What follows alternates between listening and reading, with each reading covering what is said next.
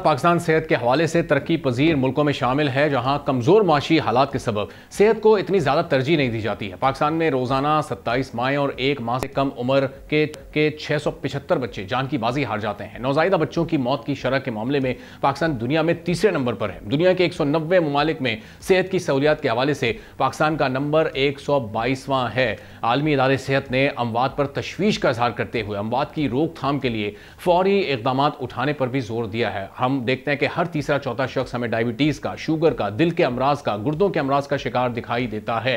अब जो पाकिस्तान में इस वक्त वो जो कंपनीज जो कि इस वक्त फार्मास्यूटिकल इंडस्ट्री से वाबस्ता हैं, उनके मुताबिक मकामी मार्केट में दस्तियाब 90% अद्वियात मुल्क के अंदर तैयार की जाती हैं और इनमें से बहुत सी मसनूआत एक्सपोर्ट क्वालिटी पर भी पूरी उतरती हैं। जुलाई 2024 से पाकिस्तान में फार्मास्यूटिकल एक्सपोर्ट में हमने 52% इजाफा देखा है, जिसका सेहरा हुकूमत की डी रेगुलेशन पॉलिसीज़ को भी किसी हद तक जाता है। अब ज़ाहिर पाकिस्तान में बहुत सारी ऐसी कंपनीज़ हैं जो कि मकामी सतह पर भी बेहतर काम कर रही हैं। बहुत सी ऐसी कंपनीज़ भी हैं जो कि इंटरनेशनली उनकी फ्रेंचाइजीज़ भी पाकिस्तान में है। अब किस तरह से ये तनासुब पूरा मौजूद है, इस पर भी हम आपसे बात करेंगे। लेकिन कुछ फिगर्स ऐसे हैं जो 2019 से 2023 तक के हैं, ज़रा वो आपसे शेयर करना बहुत ज़्यादा ज़रूरी है। 2019 में फार्मास्यूटिकल सेक्टर की टोटल मार्केट 422 मिलियन रुपए थी, जिसमें कौमी कंपनीज ने 296 मिलियन और बैनुल-अक़वामी कंपनीज ने 126 मिलियन रुपए शामिल थे। फिर साल 2020 में 49 मिलियन इजाफे से टोटल मार्केट 471 मिलियन रुपए की हुई, जिसमें कौमी कंपनीज ने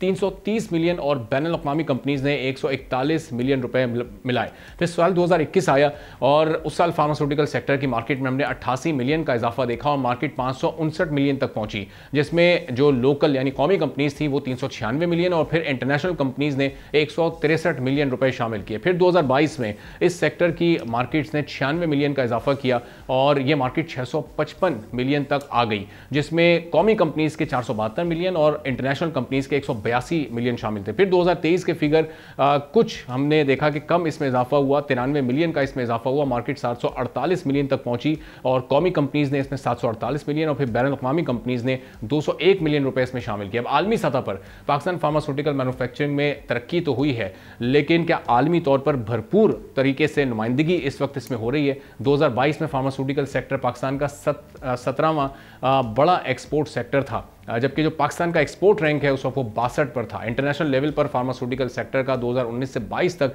कंपाउंड एनुअल ग्रोथ रेट 9.34% रहा है और एक्सपोर्ट्स में भी 12% की कंपाउंड एनुअल ग्रोथ रेट हमने देखा है। फिर 2019 में 212 मिलियन डॉलर्स, 2020 में 210 मिलियन डॉलर्स, 2021 में 270 मिलियन डॉलर्स, फिर 22 में 269 मिलियन डॉलर्स, 2023 में 328 मिलियन डॉलर्स की फार्मास्यूटिकल एक्सपोर्ट्स देखी गई हैं। अब इसमें मजीद कितनी ग्रोथ हो सकती है, ये भी एक बड़ा इंपॉर्टेंट सवाल है। फरवरी 2024 में हुकूमत ने 146 नॉन एसेंशियल मेडिसिन को डीरेगुलेट करने की मंजूरी दी थी, जिससे फार्मास्यूटिकल कंपनीज को कीमतों में नॉन एसेंशियल मेडिसिन की कीमत में इजाफा करने की आज़ादी मिल गई थी। फिर फरवरी 2024 में हमने देखा लाहौर हाईकोर्ट ने एक स्टे ऑर्डर जारी किया, लेकिन अप्रैल में अदालत ने फैसला वापस लेते हुए फार्मास्यूटिकल्स को नॉन एसेंशियल मेडिसिन की कीमतें डीरेगुलेट करने की इजाजत दे दी।